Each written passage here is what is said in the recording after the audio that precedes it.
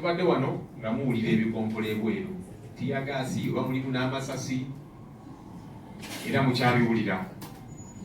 Abakozi ba KCCA abeera enguudo n'abalala bali mu kwekalakaasa. Lwaki? Sente zaabwe kati emyezi 4 tebazibawa. Abantu bano okusookera ddala akasente bafuna katono, twala nga 15 omwezi, ate nga bakola emirimu mingi, bakeera ssaawa 9 ssaawa 10 nga beera enguudo, abamu babakoona n'obakoona kubanga abatambi babeera bavuga ssaawa ezo, bayita mu buzibu obw'ekitalo. Akasente bafuna katono, tuzze tugamba akasente bakongere. Naye mu kifo ky'okwongera ate n'ako akatono tekatuuka ku bantu bano. Myezi 4 abaana kati bazzeeyo okusoma. Omuntu afunye kasente k'emyezi 4 anaabeerawo atya, aneeriisa ate ne famire ye. Bannaye tubeere fair. Minisita wa Finance namuteeka ku nninga mu Paalamenti gye buvuddeko awo n'akakasanga Paalamenti nti sente zino Ministry ya Finance yazita. Kati twagala tutegeere sente zakwamirawa wakati awo okuva ku Ministry of Finance okutuuka ku KCCA n'abalina okusasula abantu bano. Ani akwise sente zino, ani azituulidde? Twagala okutegeera. Oba oli awaliwo azituddeko, manyi abantu bano balina emizannyo gye bazannya. Sente empitirivu bagenda n'aziteeka ku fixed deposit account, afune enjawulo, afune interest. Era abantu bwe babonaabona. So twagala Ministry ya Finance ne KCCA baveeyo tutegeere sente z'abantu bano ziriwa. Lwaki abantu bano tubayisanga abatali bannansi? Twagala okwebaza abantu abo olw'okwekalakaasa mu mirembe. Newankubadde tuwulira wabeeru bali bakuba tiyagaasi na kubayisa bubi, tumanyi bamulimu n'amasasi naki tubiwulira ebibwatukira.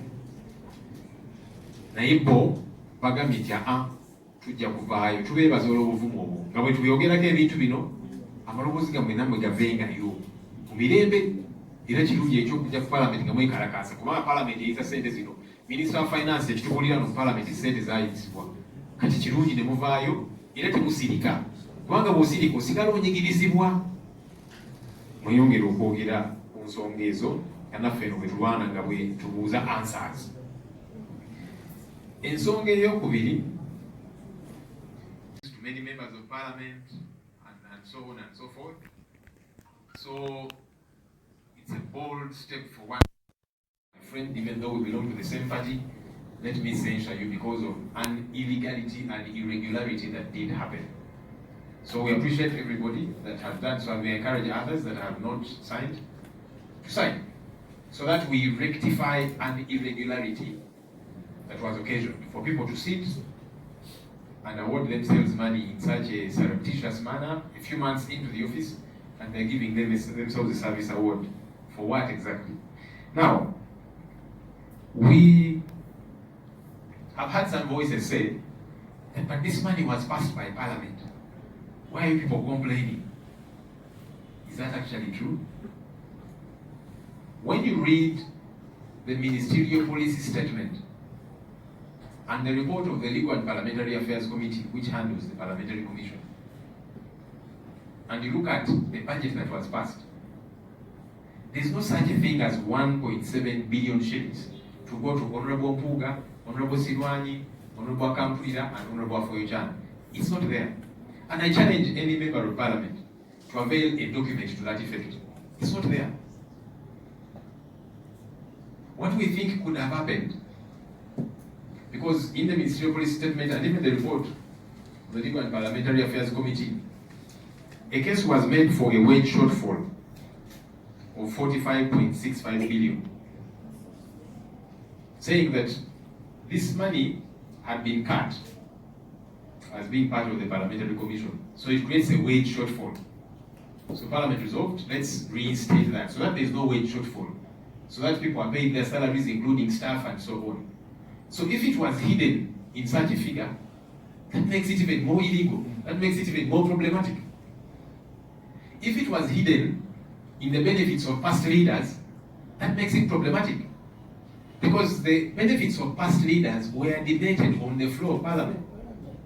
Even when some of us had an alternative view, at least it was passed, and we know about it.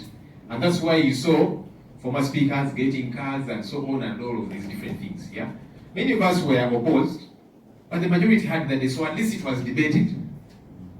and passed. And we are, by the way, saying it's problematic when somebody who was former vice president, he was also former speaker and also former deputy speaker, is getting benefits of all those offices.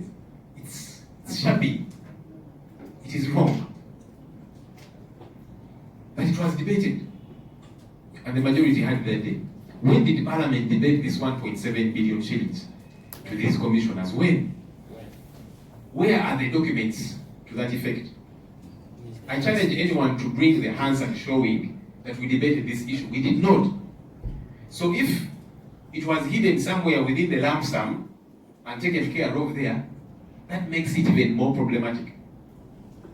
The more reason why we are censuring these commissioners, because we must operate transparently. If it was an okay thing, why did we debate it? A few weeks ago, Parliament debated a service award to the outgoing Auditor General. I stood up and said, this person is entitled to benefits. Let's leave it at the benefits that he's entitled to. But colleagues said, no, he also deserves a service award. And it was debated. In fact, somebody was suggesting 1 billion shillings. Eventually, Parliament zeroed down on 500 million shillings for Mr. John Muwanga, the outgoing Auditor General. It passed, even though many of us opposed it. But at least it was debated. When did we debate and pass this 1.7 billion shillings to these 4 people? Honorable MATIONAL Mpuuga, Honorable Ssenyonyi, Honorable Prosia Kampulira, and Honorable Esther Afoyochan. We did not. So let's not hoodwink the public to say that those of us who are speaking about these issues, we are dishonest to pass this thing. We did not pass it anywhere. So if you hid it somewhere within the lump sum budget, and that's where you're taking care of it from, that makes it even more problematic. The reason why these are our colleagues. In fact, we had expected that these are our colleagues would be leaders worth their names and say, you know what, this is problematic, let's step down. Don't even wait for us to push you out. But since they've chosen not to do that, we shall do what we are going to do. And also to cleanse our name, because you cannot say we passed this and now we are being dishonest. We did not. And I challenge anyone to avail information to the contrary. Those are the 4 issues that I wanted to share with us. I can, yalangirira nti session eddako Parliament egenda kutuula mu bitundu ebyenjawulo mu ggwanga. Yatandikira eggulu, tugende Mbale, Masaka, Mbarara na Wa.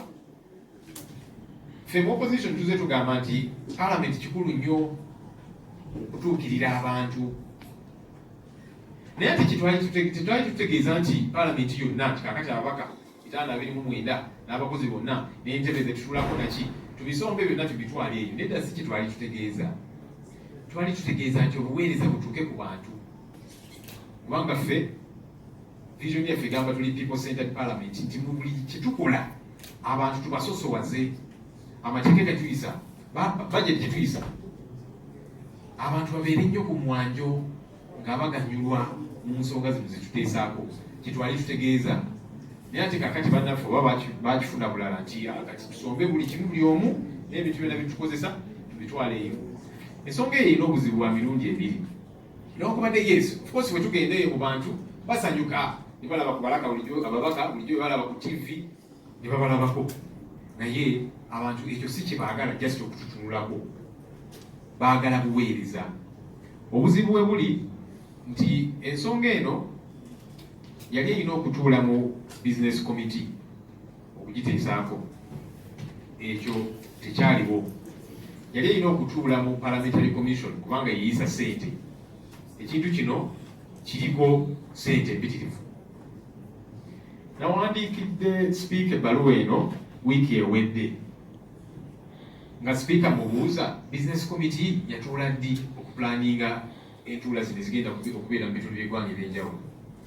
Ekyokubiri, parliamentary commission yatuula ddi okuyisa ssente zino, kubanga bw'oba ogenda kutambuza ababaka 529 n'abakozi bangi, mulimu ensonga za padiemu, transport y'amafuta naki gye bagenda okusula eyo n'ebintu byetulina okusomba okutwala. Parliamentary commission evunaanyizibwa ku nsonga za ssente za parliament. yatuula ddi okuyisa ekintu kino kubanga zino ziba sente empitirivu buwumbi na buwumbi. So nga buuza sipiika kyogamba watuula gwe nga gwe ne weefuula komishoni kiba kikyamu kubanga nze nga leader opposition sikimanyi ate nga ntula ku komishoni naye bukyanga fuuka leader opposition twabeeragawo commission meeting n'emu. In fact nategeezebwa nti commission meeting esemba okubeerawo yali mu August omwaka oguwedde n'ebintu bisalibwawo sente ziyisibwa ani aziyisa nga commission tetudde. Abaffe commission etuula mu kutufa abamu abagituulako nga tutegeezeddewa nga tebatuwuliddeeko. So speaker namuwandiikira n'agirisiivinga, deputy speaker naye n'afuna kopi ye, prime minister n'afuna kopi ye n'abalala tannanziramu. Naye ate nga sikimanyiiko tuwulira nti meeting zituula okuteekateeka ensonga zino okutuula mu bitundu by'eggwanga eby'enjawulo. Naye kakati ffe abakulembeze tetumanyiiko ng'ogyeko ekyo sipiika kyeyalangirira okomaze okulangirira naye kiyise mu mitendera ne tukiteesaako ne tutegeera nti ssente zino zowe ziri. Kubanga ffe twalirowoozezza nti committees twalizempowerinze ze zigende mu field nga zitukiikirira ffenna nga parliament. Ne committees z'emulugunya tezirina ssente zimala okugenda mu field.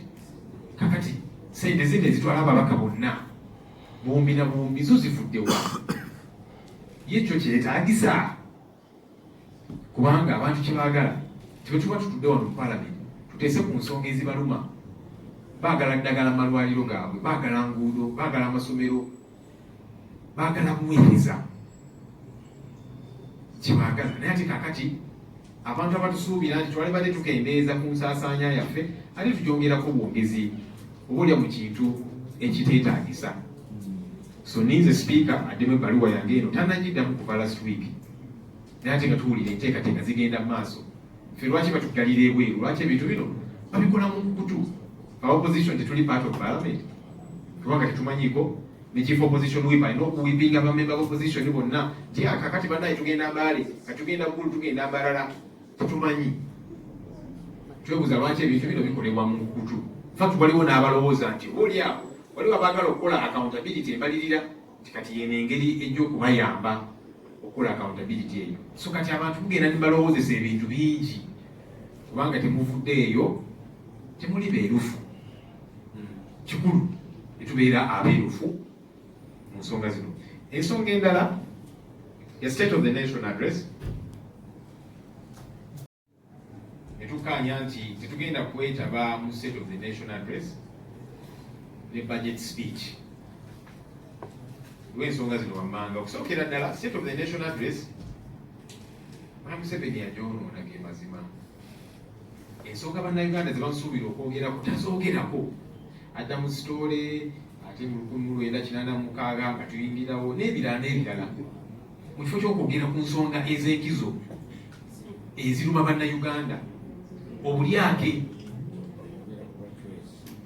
okutulugunya abantu, baliisa akakanja ne babawamba ne babasiba ne batwala ekyo kitategeerekeka naki. Ensonga enkulu, ensonga ez'obuweereza zabalina okwogerako etazoogerako bibeera ng'ebyolusaagiriro. Kakati ffe tugamba nti nedda tugenda kuwerekera ng'ogwo nga just oli muzannyo. Nadda mu bachwezi n'ayogera ku bachwezi n'ayogera ku kino nga bannayuganda baagala ensonga enkulu ezibaluma. Mu mateeka nga leader of opposition nina okwanukula State of the Nation address era obudde obugenda tuuka. Njagala bategeeza nti okwanukula kwange statement eyange nagimaliriza ddala last week. Kulwaki? Kubanga mmanyimu Museveni byagenda okwogerako bebinja gya kudetingamuko katono kubanga byagenda okwogerako buli mwaka byayogerako. So kati ffe tugamba nti tujja kubeerayo enkololo bwe tuba twagala okutegeera biki byayogedde ebitimbagano w'enjiri tujja kufuna ne kopi eyo tulabe biki byayogeddeko bigatta ku ggwanga. Naye kyetuzze tulaba nedda kyanjawulo. So tugamba nti nedda tetujja kukuwerekera nga oyogera ku nsonga ezitaluma bannansi ate nga z'olina okuba nga oyogerako. Ensonga eya budget speech era n'olunaku lwa budget tusazeewo nga shadow cabinet tetujja kubeerayo ekololo era nga tukubiriza ne bannaffe aba opposition netukiikirira tutambulira awo nga netugenda ku settle the national address ne budget. Waliwo abagamba nti naye budget yaffe ng'ababaka ba parliament newankubadde ffe tuli opposition naye ffe tugiyisa, lwaki yo waakiri tetugendayo? Abantu abo nze mbabuuza nti budget yeeyo kweri yaffe?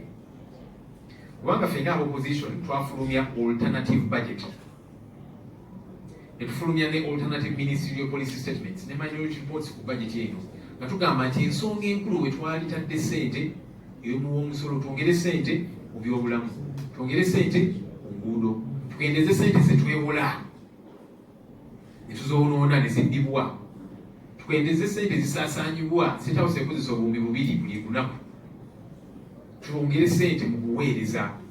N'ensonga zaffe ne batazibwa makulu. Kakati bo olwokubanga balina ennamba ne bayisa kye baali baagala, kati ogamba otya nti naffe ekyo kyaffe ng'ate ffe twalina endowooza endala ze baagaana okuwa amakulu, ate ng'ensonga zino bannayuganda ze boogerako. So kati tugamba nti bajeti eyo newankubadde yesi yayita naye ffe twagiwakanya era tuli ku record n'endowooza zaffe. So nga tugamba nti twagala kuwerekera kintu kikyamu. Waliwo kirala kye bayingizaawo kye bayita corrigenda ya butabalika 14 trillion. Bakireeta last minute awo ne bakiyisa mangu mu speed. Ne tugamba sookoleke. Lwaki ebintu bino tubikola mu ngeri ya kwekwekirira? Lwaki tuli balambulukufu? Ne process mwagiraba. Speaker n'abuuza ekibuuzo mu kulonda, ababaka ne boogera kirala, Speaker n'alangirira kirala. Ebintu ebyo bituswaza bannange. Kakati olwa konsansi zitugamba nti nedda eyo budget si ya munnansi. Ffe twabalaga budget eya munnansi, ssente bwe zirina okugenda, bwe zirina okuteekebwa. So ne tugamba nti nayo naye tujja kubeerayo nga twolesa obutali bumativu butulina nga opposition. Ekisembayo kubanga baatuula ne beegabira akawumbi kamu mu miliyoni 7 nga beesiima, oba baali beesiima ki ng'ate baali bakayingira office myezi bwezi. Batuula ne beesiima mu nkukutu. Twagala okwebaza ababaka bonna aba NRM, aba opposition, ebiina ebyenjawulo abavuddeyo ne basayininga motion eno. Kikolwa si kya butiitiizi kubanga bakomissionazi bano babaka bannaffe tutuula nabo, mikwano gy'ababaka ab'enjawulo, naye ababaka bagamba newankubadde muli bannaffe, newankubadde muli mikwano gyaffe, kino ekyakolebwa kikyamu, katubaggyemu obwesige. Bannaffe bano munaye tebaalirize na kubajjamu obwesige, baaligambye naye omanyi kyetwakola nedda kyali kikyamu, katulekulire. Naye baagaana katubasindiikirize, si mu mutima mubi, naye nga tugamba tulina okutereeza ekikyamu ekyakolebwa. Waliwo bannaffe abavudde ne bagamba nti naye mwe abagala okujja bannammwe obwesige, ensonga eno palamenti ye yagiyisa. Lwaki mwayisa ekintu ate kakati mwefudde? Tebala kyogera mu lwatu wano nti palamenti teyisangako ssente zino akawumbi akamu mu miliyoni 7 ezaweebwa Honorable Museveni M.p Mpuuga, Honorable Solomon Sirwanyi, Honorable Posia Kampulira, Honorable Esther Afoyokyani. Palamenti teziyisangako. Otunuulira ministerial policy statement, notunuulira committee ya Legal and Parliamentary Affairs Committee eyo evunaanyizibwa ku Parliamentary Commission, nolaba ne budget eyayisibwa, temuli kintu nti akawumbi akamu mu miliyoni 7 okugenda ku bantu abo abana, tekirimu. Era challenging omuntu yenna agamba nti palamenti yaziyisa atulage zayisibwa mu kiwandiiko ki. Debate yali ddi, twabidebatingako ddi? Kubanga bayinza okubanga bakikweka. Kati ekimu ku ebyo palamenti yayisa okuddamu okuzza wage, sente zisasulibwa emisaala n'abakozi naki, zaali zikendeezeddwa. Palamenti negamba nete tuzisseeyo tubongeramu obuwumbi 45. Kakati oba bakikwekamu ekyo kikyamu, lwaki temwakijjayo mu bulambulukufu bwakyo? N'ensonga endala abamu bagamba nti kyayita mu benefits za past leaders. benefits za past leaders parliament yaziteesaako. Era kyemuvudde mulaba abaali baspeaker bafuna emmotoka n'ebirala. Newankubadde ffe abamu twakiwakanya. Katugamba naye sookoleke. Abantu bano abamu kati ng'owekitiibwa Ssekambi yali vice president, yali speaker, yali deputy speaker. Naye atafuna benefits za offices ezo zonna. Kikyamu. So tulina ebintu bingi bitwawakanya. Naye at least kyayita omuntu bw'aba akiwolereza agamba parliament yakiyisa newankubadde twakiwakanya. Zino zo ssente zina akawumbi akamu milioni 700 zaayitawa. Era ku Hansard ani asobola okujjayo Hansard titwateesa ku nsonga zino. Tetuziteesangako. Juzi parliament twateesa ku kasiimo aka auditor general ono ali mu kufuluma amaliriza emirimu gye mwami John Muwanga. Nayogera ku floor ne ngamba nti ne bannange abamu nti omukulu ono alina benefits z'alina okufuna. Afuna ezo naye ekyasaabisa awaana ekyakasiimo nedda. Ne balemerako abamu ne bagamba nti fakiti nga okwongera ku benefits ze tumwe n'akawumbi just kakumusiima. Gye byaggweera parliament neeyisa milioni 5 ez'akasiimo saabisa awaana. Twakiwakanya. Naye kyayita. So ku record kwekiri. Newankubadde ffe twakiwakanya naye kyayita. So kakati ekyo oyinza okugamba nti kiri mu mateeka kubanga abasira watusinga enamba baakiyisa. Kino ekyabannaffe 1.7 billion kyayita ddi twakiteesaako ddi nga parliament. So bannaffe baleme kubuzaabuza ggwanga nti parliament mumwayisa ekintu kino ate kakati mwefudde. Nedda tetukiyisaako. Oba balina bwe bakikweka nti kati ssente ezo balina bwe bazijje ate kati okubona musango mulala. So ensonga eno tukyagiriko era nga twebaza abasayinize bonna okulaba nti twetereeza nga parliament. Mwebale nnyo. Mr. Namayo. Yes, some opposition MPs have not signed the censure motion yet. Our hope is that they will sign. Some have been away on different engagements on behalf of Parliament. They are back, some are even here. From here, they are going down to sign. So there are those that have been away for different reasons. Some have been on leave, like the Honorable Flavia Karole, who we are very delighted to see back. She has come specifically to sign. Her leave is still ongoing, the maternity leave. She has come to sign. And others. There are those who, maybe because they are friends to some of the commissioners, or they have been whipped not to sign. Our hope is that we shall speak with one voice. And I want to really put it to them that they are actually even more accountable to their constituents, their voters, than even ourselves. Because their constituents out there are saying, this is an important issue that has got to be dealt with.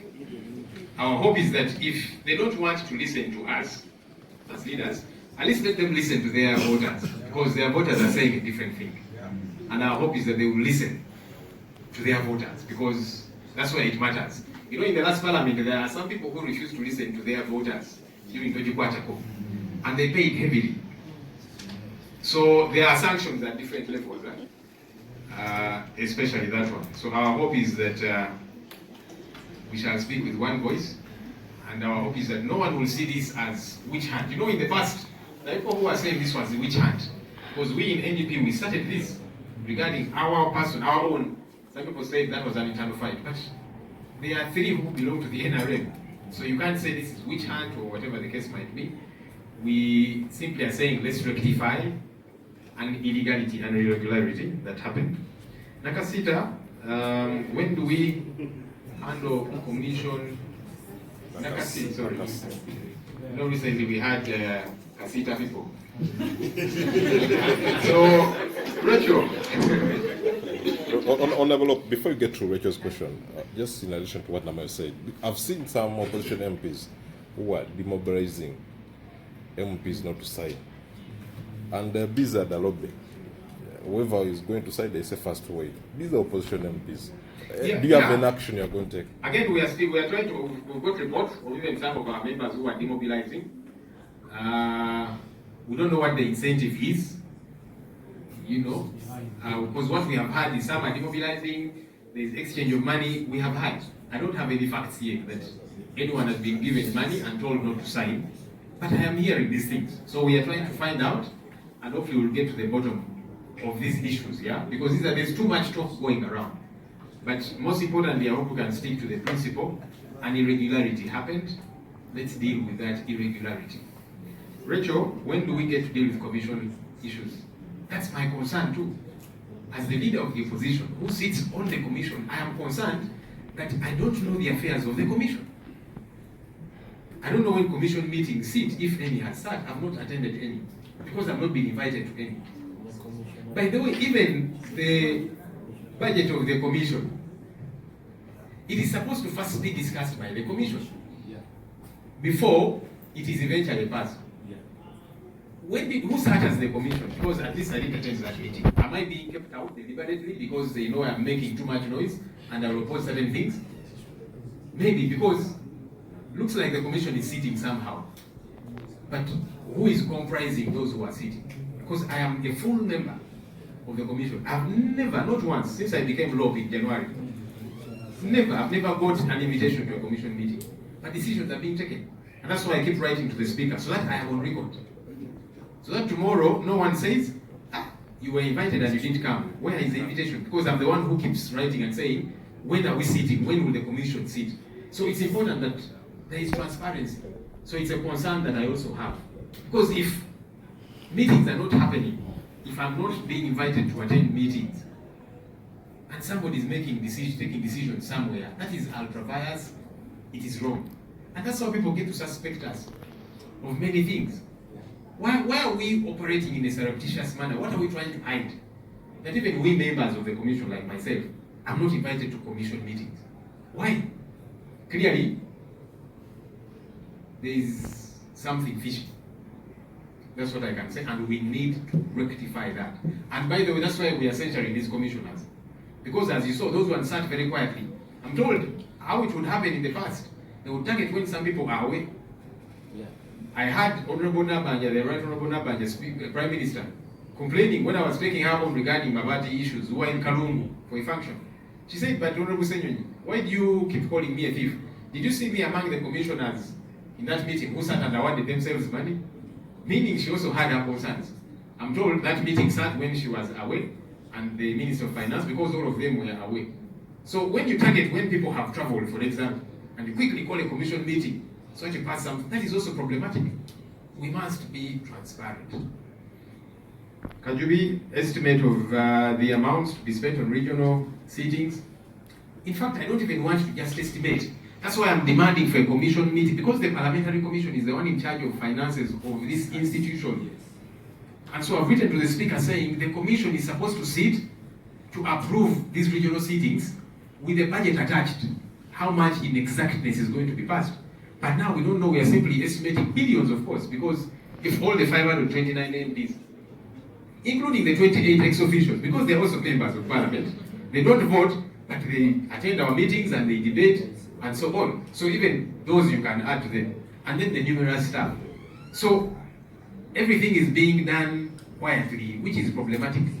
The commission has got to sit and discuss a budget, that this is the amount going to be spent on these regional sittings.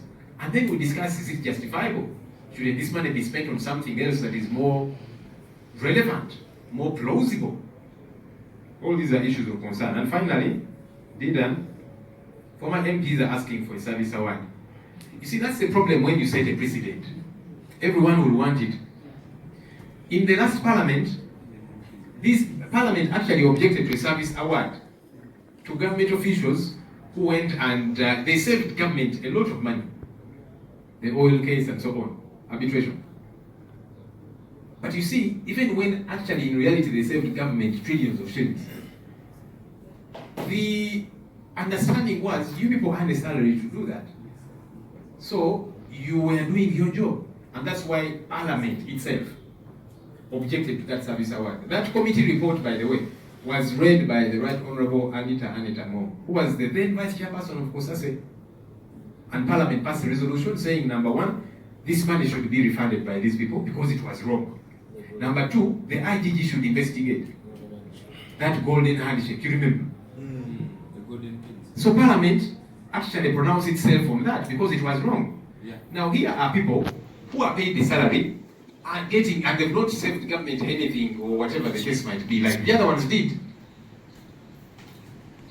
Under what premise do they award themselves money?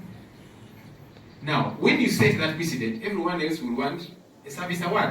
When we were discussing the service award to the Auditor General, I said, he has benefits that he's entitled to, that's enough. And he said, how about now all other workers of government at different levels? KCCA workers are out there protesting. Not for an award. We have worked for it. They're not getting their salary. But people who earn salaries and have benefits are given a service award. So that's why even now former MPs are saying, but wait a minute, everyone is getting a service award. We have also served the country. We should get a service award. I want to salute former members of parliament for serving this country. They set a foundation all the way from the Constituent Assembly to where we are today, and we salute them. I'm however opposed to their idea of a service award. Because who are you going to award and who won't you award?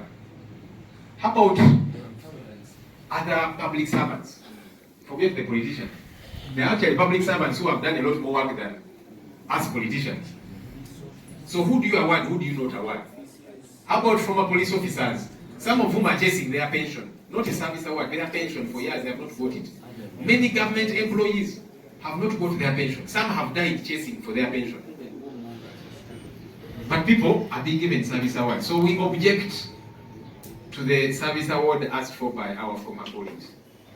No, it is not right. We thank you for serving the country, but surely, who are we going to award and who won't be awarded? What weighing scale are you going to use? Because is it true, and I say this with due respect, is it true that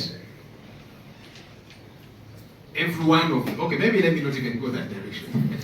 Because what yardstick do you get to use? There are people who, Parliament ends in 5 years and they have not said anything on the floor of Parliament. Will they also want a service award, including this Parliament of ours? There are people who since the start have not said anything. So will they also get a service award? They have their benefits and pension. Please, let's not vulgarize this issue. With due respect to our former leaders, you serve this country. Thank you. But no. Motion. Twagala okubiriza bannaffe abatannasayininga tukole ekituufu. Abamu ku bannaffe badde tebaliiwo nga batambudde ku mirimu egy'enjawulo gya Parliament, kirungi bakomyewo, abamu we bali wano era nga bagenda kusayininga, abamu babadde ku liivu, maternity leave nga Honorable Flavia Kalole n'abalala akomyewo okusayininga. So tukubiriza abali eyo bajje basayininge. Tubiwulira nti tulina bannaffe ate abogereza bannaffe abamu nti temusayininga.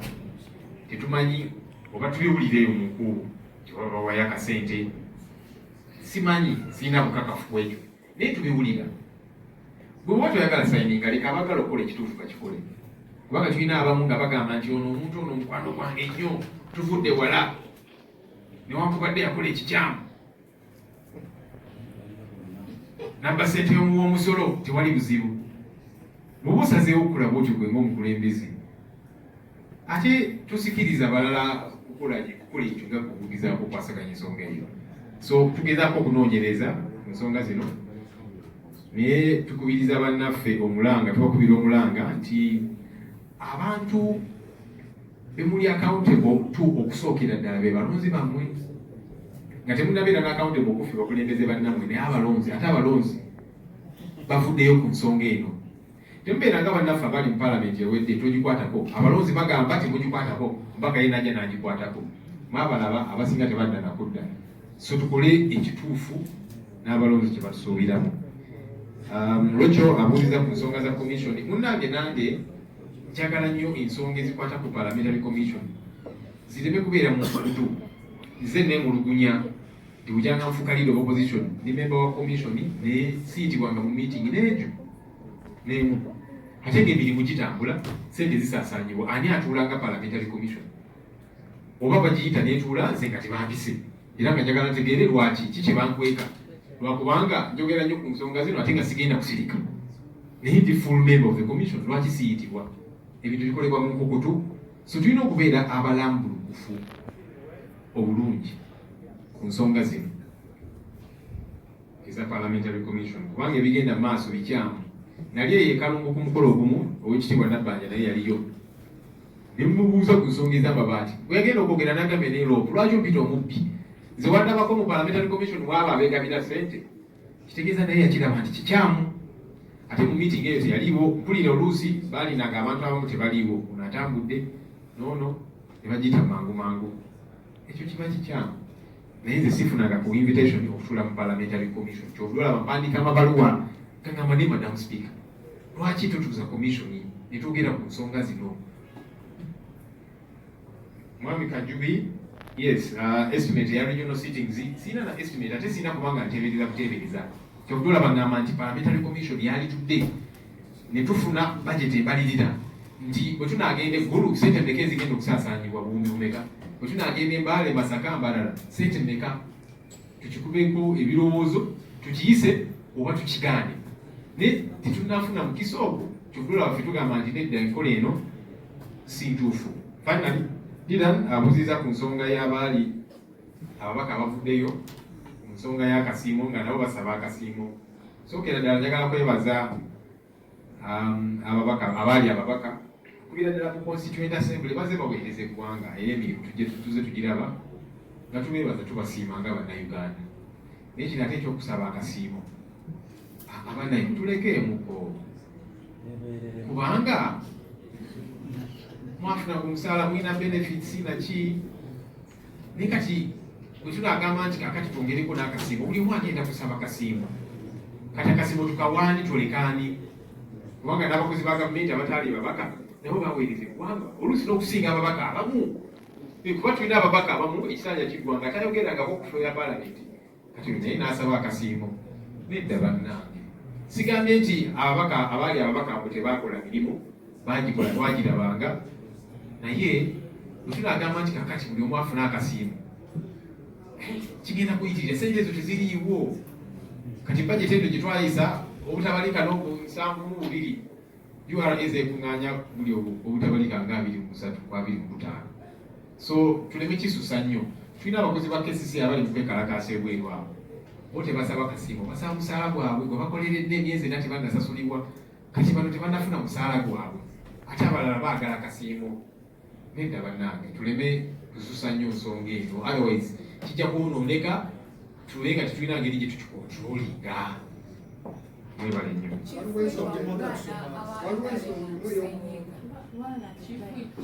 ate manyi ebibuuzo biweddeyo kale this to final Gloria yagambyeko ababaka babakyuzinga okuba nti temusoma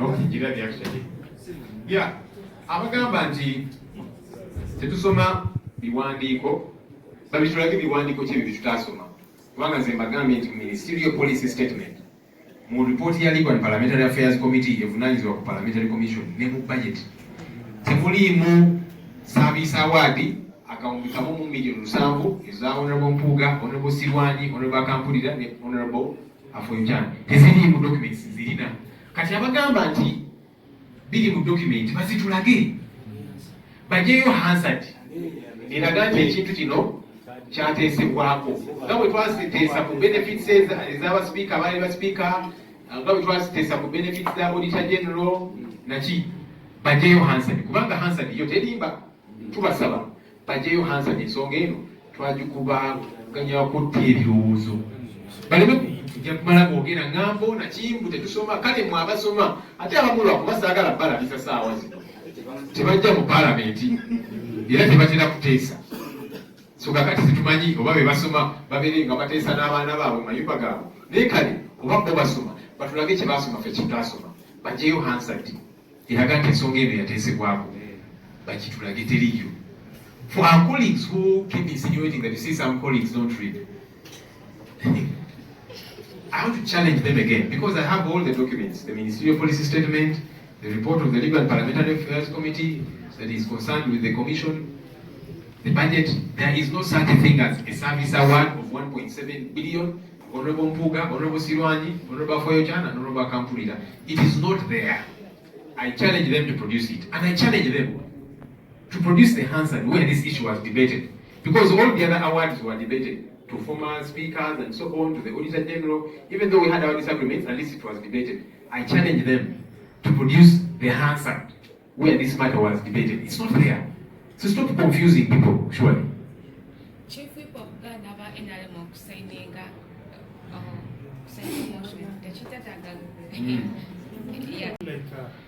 it is something that keeps happening and efforts are frustrating. You're here, you're putting out a lot of energy, but the process starts and ends in the middle of it. You know, I have said before, and I will say again, that when you fight corruption, it fights back. When you fight corruption, it fights back. So as we are fighting against these irregularities, they are fighting back in various ways. That's why we are hearing some people are given money, we don't know. But please, let no leader worth their name come out to defend an irregularity. Let's deal with the irregularities. And again, I want to appreciate leaders in NRM who have spoken out. The Deputy Secretary General, Honorable Rose Nabayanjo of NRM, spoke out on this issue, saying this was wrong. And I appreciate her, I applaud her. She belongs to a different party, but I'm glad she spoke out. And other NRM leaders, in fact, NRM leaders, MPs, are the ones at the forefront of this together with some of our colleagues. And we appreciate them. So those who are discouraging people, choose which side of history you want to be on. Bannaffe abavaayo okulemesa abo abateeka emikono ku essential motion. Twende tubabuuza, mwe lwaki mwagala okubeera ku sayidi y'ekikyamu?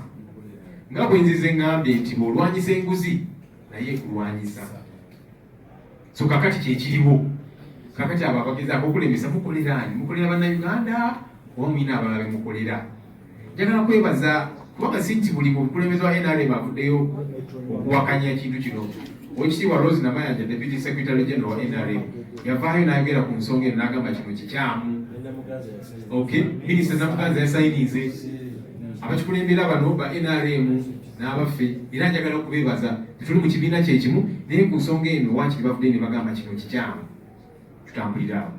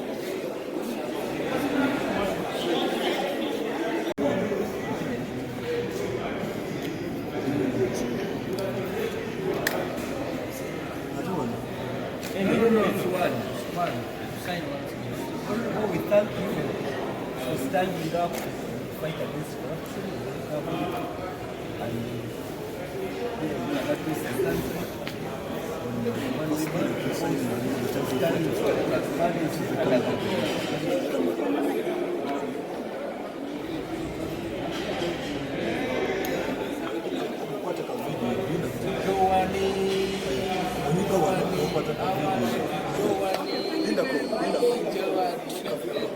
Thank you very much. Sorority City has signed. Sorority City has gone and been on the champion, a big champion in corruption in Sorority City. And by signing this, I concur with fighting corruption. And I also encourage that after this, let's fight corruption. corruption as a whole, not as piecemeal. We thank all the MPs for teaming up as the beginning of fighting corruption. I stand for a corruption-free and trend-free.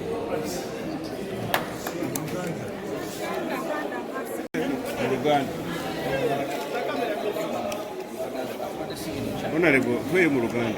Wabalino amanya bamita achomge wana robo umanengi wa Soroti City walero lino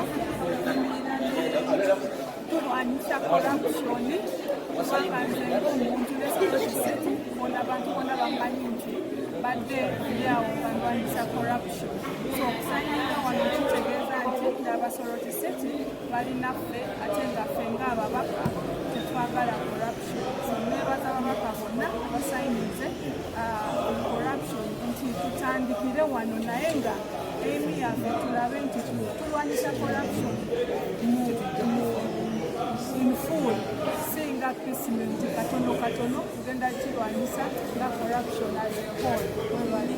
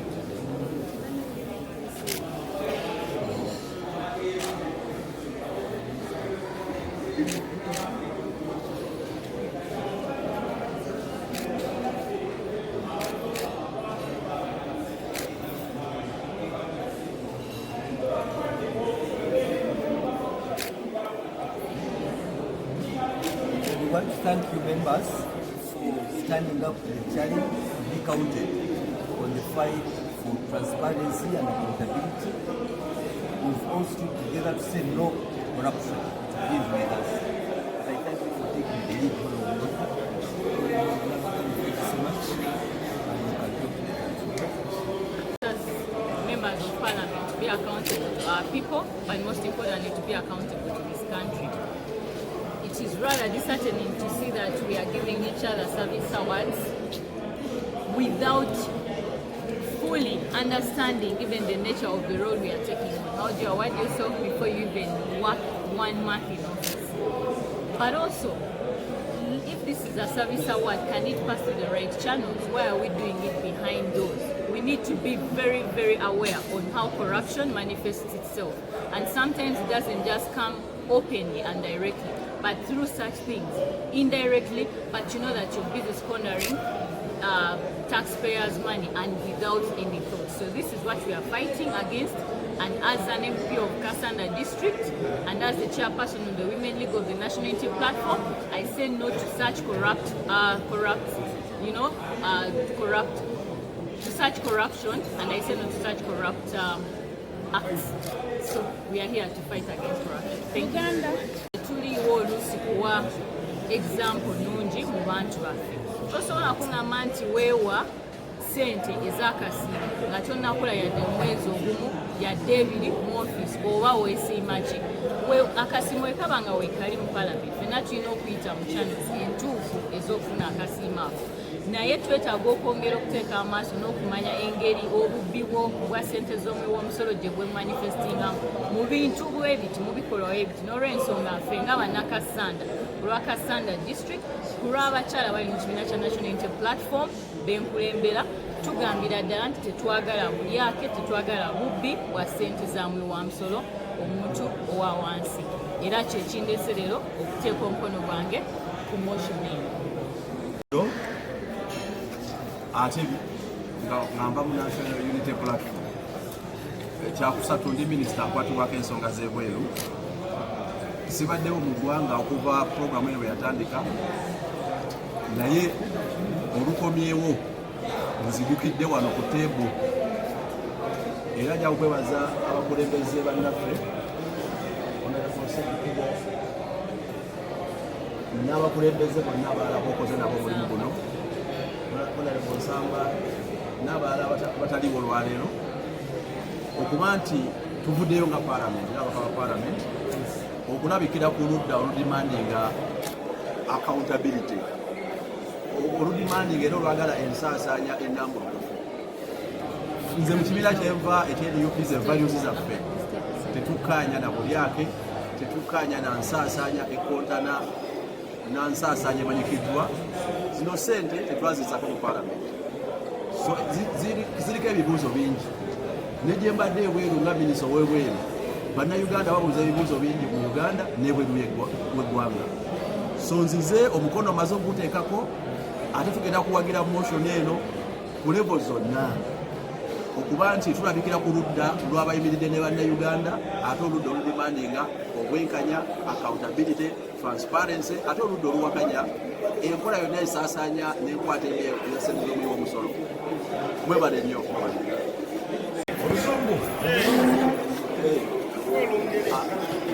As the MP for Shadow Notice Constituency and as a Shadow Minister for Foreign Affairs and as well a Member of Parliament from the NUP Party, our values is zero tolerance to corruption. I was away on official duties as the Shadow Minister for Foreign Affairs, but upon return, I've signed and I've finished my signature in support of the motion.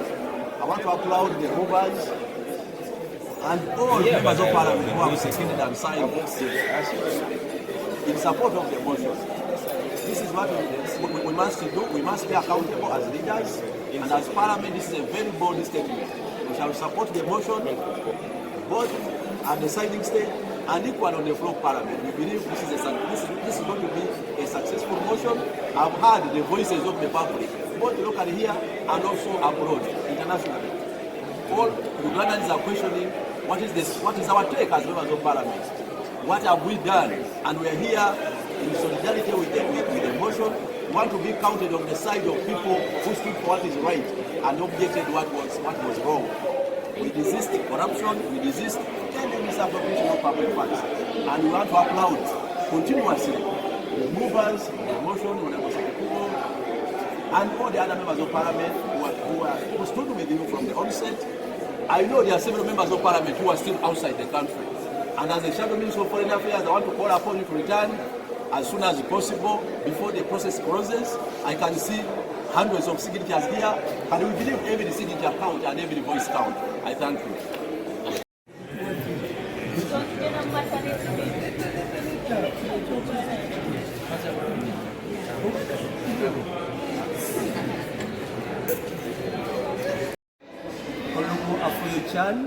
Ne Honorable Akampulira ababaka wadde twabadde tufunye ejjo okutiisibwa okuva ewa Cabinet Chief Whip naye mbeebaza abagenze mu maaso ne mutuwa emikono. Ekyokubiri, tuli ku ludda olutuufu olw'ebyafaayo. President agambye nti eggwanga liweddewo olw'enguzi, naye mmwe ababaka abatakkiriza kutiisibwatiisibwa mwebale nnyo kubanga tuli bantu bakulu, tulondebwa wano okujja okukiikirira abantu abatulonda. N'olwekyo mubeere n'omugongo, ababaka muleme kutiitiira kubanga tufunye omukisa ne tusisinkana wano Government Chief Whip Honorable Hamson Obuwa naye nyini tumubuuza directive yagijjeewa eyimiriza ababaka. Njagala okubategeeza mwenna ababaka ba Parliament n'okutegeeza bannayuganda nti NRM tekkiriziganyanga nti tugende tulye embuzi tubeere abakeruzi. Nedda, bakikola ku lwabwe ng'abantu. Ate nembeebaza obutagondera kyegiro kya Honorable Hamson Obuwa nampala wa Parliament abadde alimba atubuulire ani yamugambye nti akomye ku babaka ba Parliament badde n'okusayininga. Ani yagambye Honorable Hamson ategeeza ababaka nti muyimirize okusayininga? Tumubuuzizza wano obuyinza yabugjewa tabulaba, amaanyi wagajjewa gayimiriza Parliament tagalaba. Ate nga nampala wa gavumenti yandibadde ateekawo kokasi etuule neyeekwese. Kati twagala tumubuuze, Honorable Hamson Obuwa oyimiriddewa ku nsonga z'obukemezi? Ani akutumye oyimiriza ababaka? olina kiki ekikyo kyoyisaawo oyisaawo otya kyoyina bw'olaba ababaka ab'amaanyi abamanyiddwa aboogera n'ennyenje ne zikunkumuka bali luddawa ku nsonga eno ababaka abakunkumula n'ennyenje bali luddawa ku nsonga eno beekwese basirise naye tetujja kuyimiriza kugenda mu maaso n'olutalo luno ate ekyomukisa omulungi tusingayo ne sipiika ne tumugumya nti no bino byonna ebigenda mu maaso si bibyo ffe tunoonya abaffe bakomissionaas abana naye eryokanga neetonya ababaka omubiri gwagala naye omwoyo munafu oba omwoyo gwagala naye omubiri munafu aboogera bulijjo wano nga bakruseda ba corruption bali luddawa tubadde ne ripooti ez'amaanyi wano eziteereddwa eggwanga ku bunkeeke naye abaziwandiika bahonerebo mpaka bali luddawa mu ripooti ezo nga wano tebazze ababadde balwanyisa obukenuzi bali luddawa bapuliida ab'amaanyi katubasabe ffe tuyinza okuba nga bye tukoze si bituufu bo bajje bakole ebituufu bwe tuba mu moshoni yaffe nga mulimu obubulamu bajje babutereeze naye ku nsonga eno oyimiriddewa ku nsonga z'obukenuzi mu ggwanga lino tweyanzeege tusazeewo okubawa update bwe tuki olwaliro ababaka basayininga naye ababaka batutegeezezza nti bonna tebayinza kujja ku palamenti ate ne baddayo bagenda kujja lumu nga palamenti eggulawo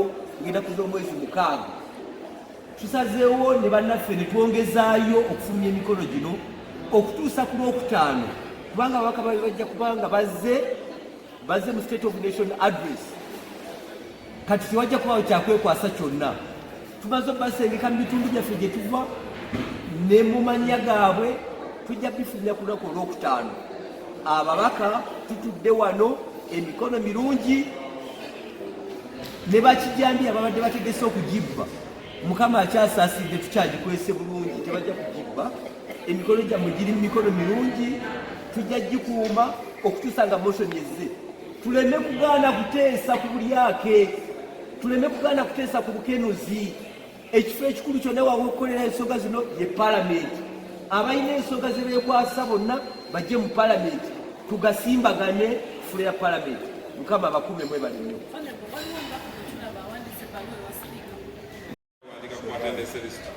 omubaka erinnya lye waddembe okugamba nti ajje naye oyo katemba bulijjo agoberera wano omubaka n'onaaba mu maaso n'ozuuka n'ova awaka ng'oli mubaka eyatumwa mu palamenti n'otuuka wano n'ogamba bafojinze emikono gyo omubaka oyo osaana otunuulire eri Katonda otunuulire n'abantu babaakulonda zisigenda kumwogerako oba yaani oba yaani naye omubaka asaana asaasirwe ffe emikono tetunoonya 170 era wetunamalira Olwokutaano ngaho ne Odria bwagambye tutunuulidde emikono 2 oba 3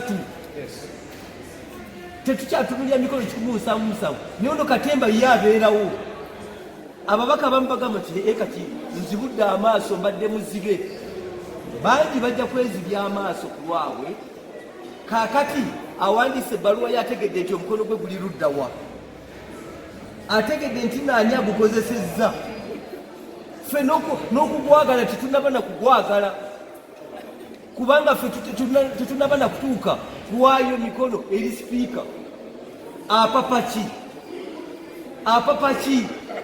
lwaki talinze emikono gye ne giweerezebwa nabyoka agamba ogwange mugijjeyo sipiika ave mu nsonga zino aleme kubuzinyisa ababaka bajja kulabika bubi sipiika ababaka abaleke bagenda kulabika bubi olondebwa otya n'ogamba nti wabadde otamidde tiwategedde mukono gwo nga baguteekako otambula otya nti nowaleese omukono naye ne bagukubbako ababaka bagenda kutambuza bitege mwe mujja kulaba wano ababaka bafuuse ab'ebitege bafuuse bamuzibe kubanga n'owenda lyalaba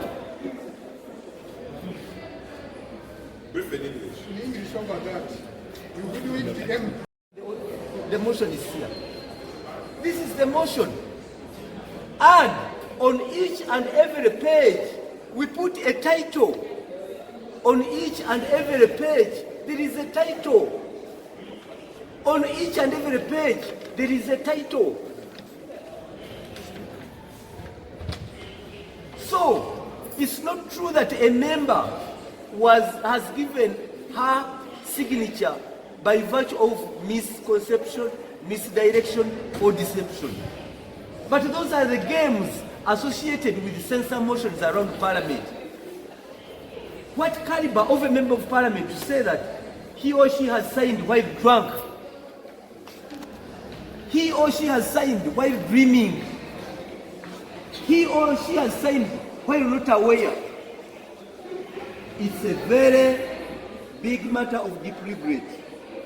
But we tell members, don't go down like that. You can collapse, but don't fall down with your stomach on the ground.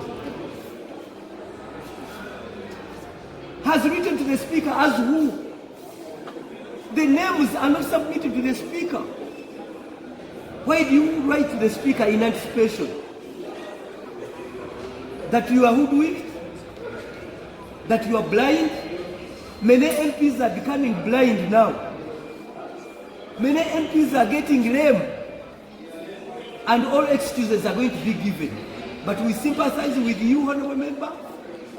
Now the country is seeing who is the big problem to this country.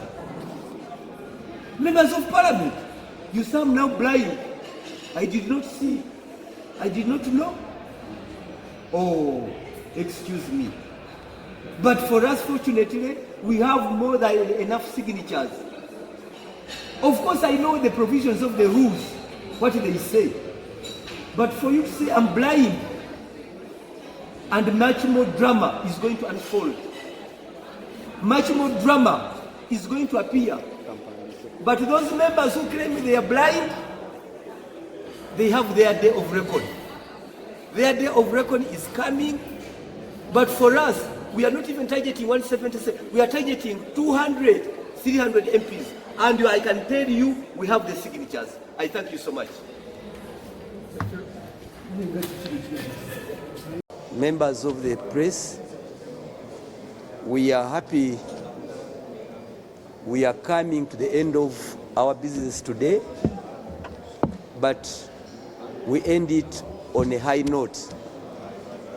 Members of Parliament have come beyond the average we've been having, because today it is the first day we are sitting here in spite of the efforts to fail and stop this process.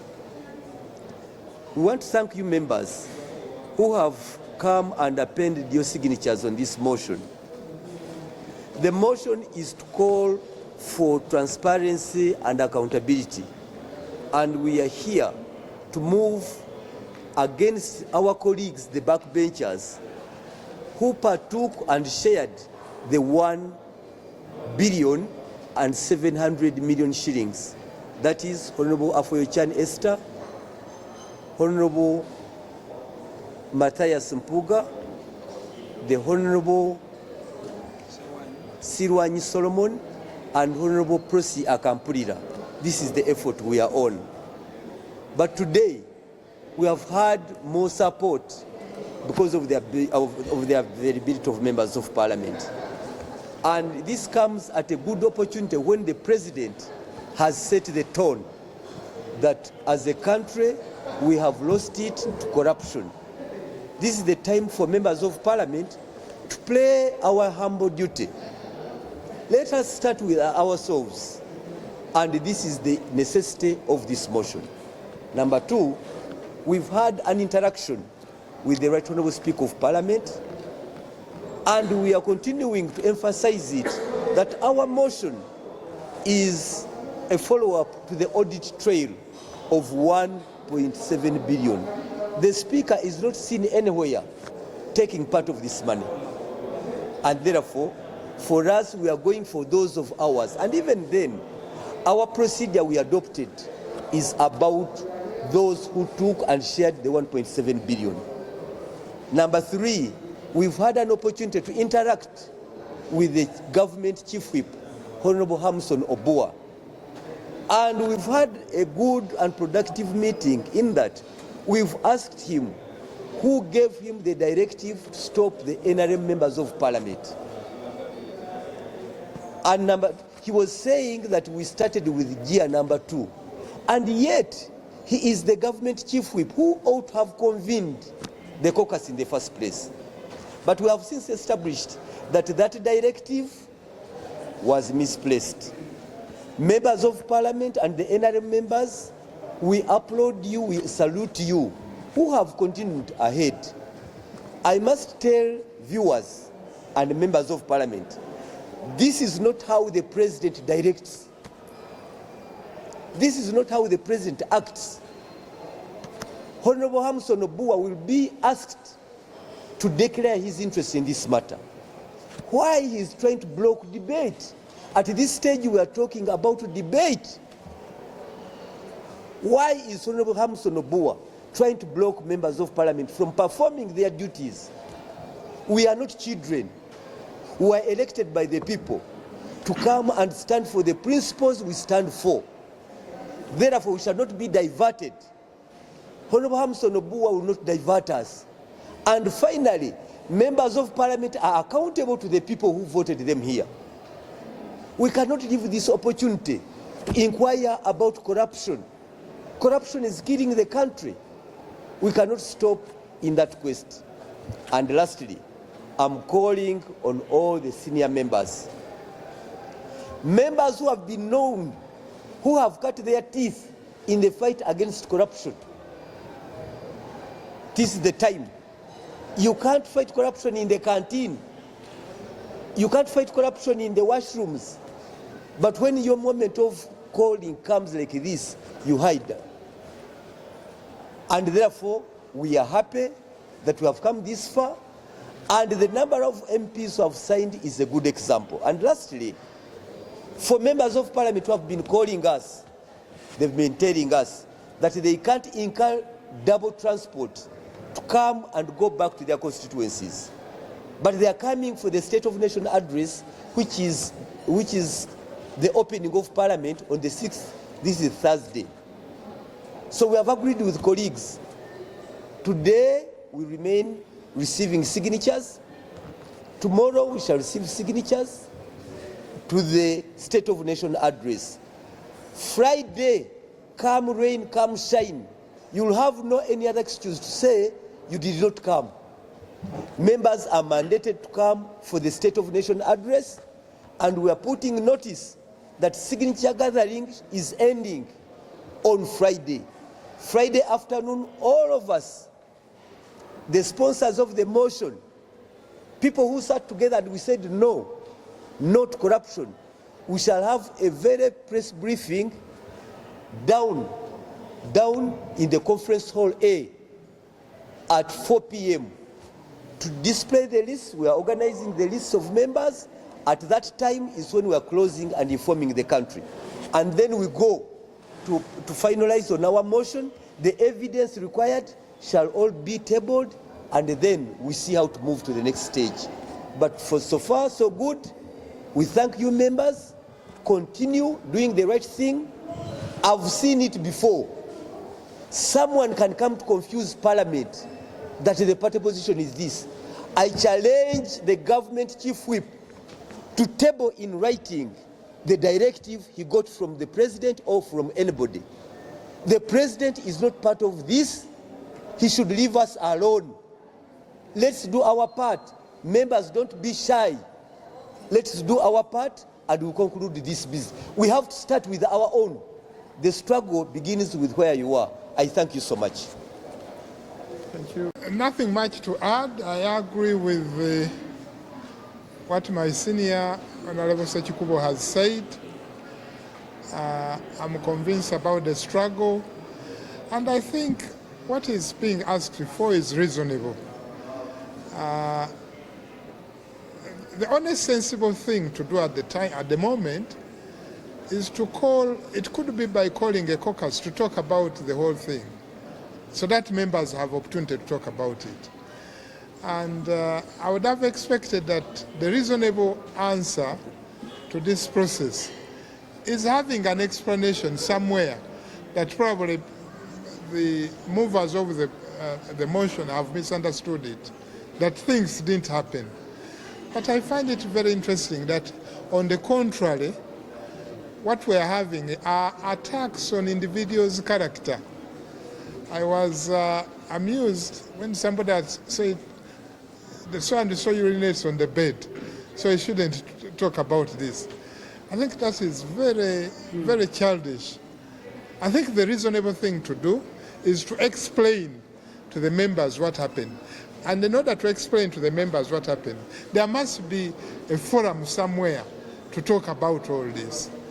I'm surprised that that has been denied. We, the movers of this motion, me, including Ssenyonyi Kubo, were bribed and were out of the country. They said I flew to Canada. Now, I don't know whether it's my spirit or soul that is in Canada. So, we are here. We are on steady progress. I want to thank the members of parliament. Today we've had a very good turn-up. By last week, Friday, we were looking for 40 signatures. As per now, we are looking for signatures below 30. I'm not about to declare. Very many members have called me, others are on the way. We are closing on Friday. And I can give you guarantee we are going to have over 200 signatures according to the calls we are receiving from members of parliament who are on their way from recess. I thank you so much. Hapa bunge hili. I should say, in my clear conscience as a member of parliament, no personal vendetta. I should repeat this again.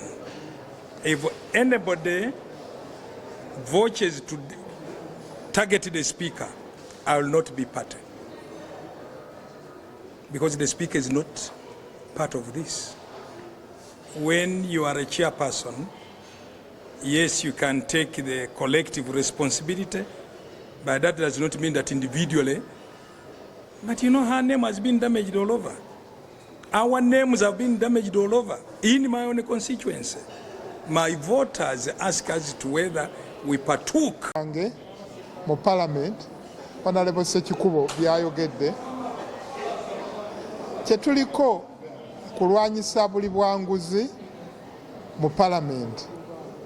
Nga president naye bwe yatukubidde omulanga, yabyogeddeko ng'ali mu b'amagye somewhere mu east, yabadde Jinja.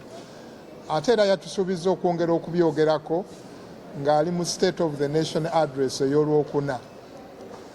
Tetukkiriziganya na buli bwanguzi. Era nze kye ŋŋamba nti wandibaddewo okunnyonnyola. Okay, okunnyonnyola bwe kuba okuzibu, kale wandibaddewo ekiwandiiko ekifulumizibwa ekiraga nti oba twabitegeera bubi, ekiraga nti tewaliwo ssente zaagabanyizibwa mu buli ezitali mu mateeka, nti oba ssente zaali mu mateeka zaagabanyizibwa, naye tewannabaawo ekiwandiiko kyonna kinnyonnyole ekyo. Kyetulaba kwe kuvumirira abantu abalala. Kyali kye mbadde njogerako wano, ekyasinze okuneewuunyisa, bannaffe abavuddeyo bo nga tebannyonnyola bunnyonnyozi kikikyaliwo naye okuvumirira abalala. Waliwo abaavumiridde omulala nti afuka ku buliri. Ne twewuunya nnyo, kakati by'okufuka ku buliri bijja bitya mu kunnyonnyola ebyensimbi, financial irregularity. Kati kyetugamba nti process kegende mu maaso, naye ekiseera kyonna kikyasoboka tugambe okuyita akakiiko kaffe aka NRM ne tubyogerako ne tunnyonnyolebwa nti bye mubadde mulowooza byali bwe biti ne bwe biti, naye kino kye kituufu, naye n'ekyo kikyagaanye. Kati katulabe process bw'eneegenda mu maaso, report motion neggwa n'ebeera tabled, engeri bannaffe gye banaagikwatamu. Naye nga tewali nsonga lwaki tesobola kgenda mu maaso era nga